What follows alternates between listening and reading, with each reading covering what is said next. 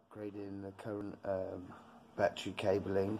Now the parts have arrived, to include a fuse, connector, fuse and a breaker.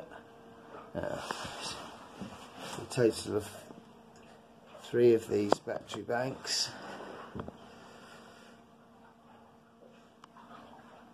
12-volt batteries linked together to make a 24-volt battery, and then again linked to make a battery pack of 4 12-volt batteries in a 24-volt configuration. Currently we have an isolator board that 3 batteries feed into, with our 24-volt switchboard powered by our 100 amp charge system.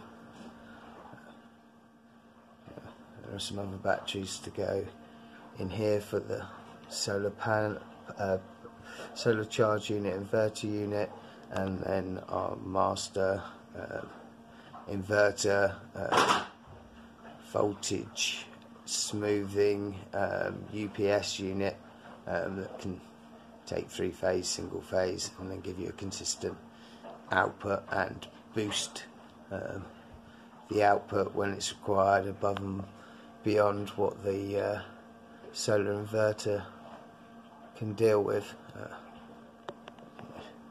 These batteries are here to power the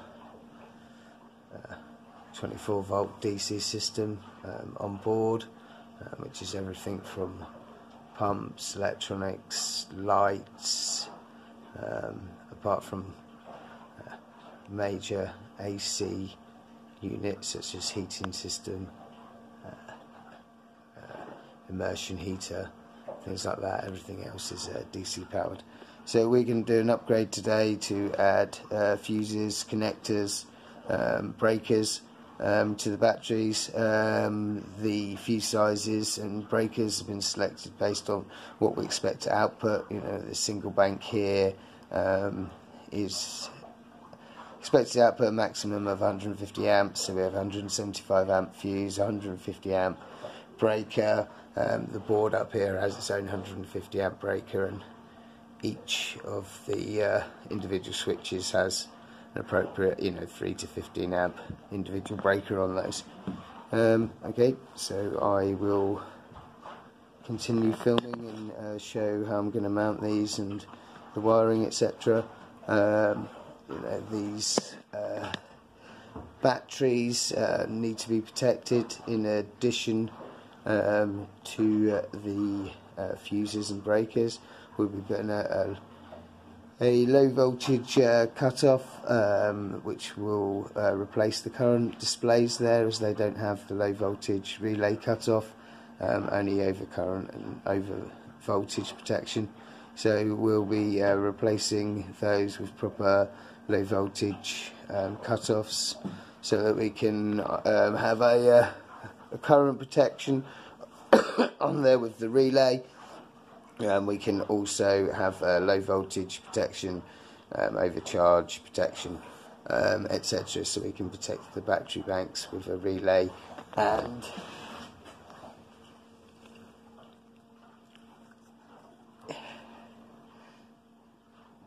the voltmeter, current meter, charge meter, protection unit, which we will be installing. One for each of these banks. It will allow us to keep an eye on the status of the batteries, how much amp hours capacity they have, charge and discharge that they receive from the charge unit there. Okay, I shall show the installation in due course. So in order to change these batteries over, we need to adjust the switchboard. Previously the switchboard isolation board had been used to isolate an inverter, and we're not doing that anymore, so we are going to create a common bus bar for the 3 batteries, an isolation for the switchboard, isolation from the 3 batteries from the bus bar, and isolation for the charger, fuses for the charger, and the main fuse board above.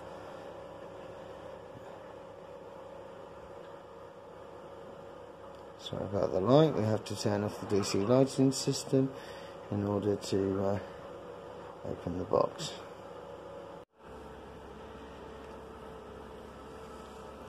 So, working late into the night, we've completed our 24-volt battery pack with fuse and breaker. Just need to add the connector onto the end of the cables going into the switch box, and it should be good to go. We've added a couple of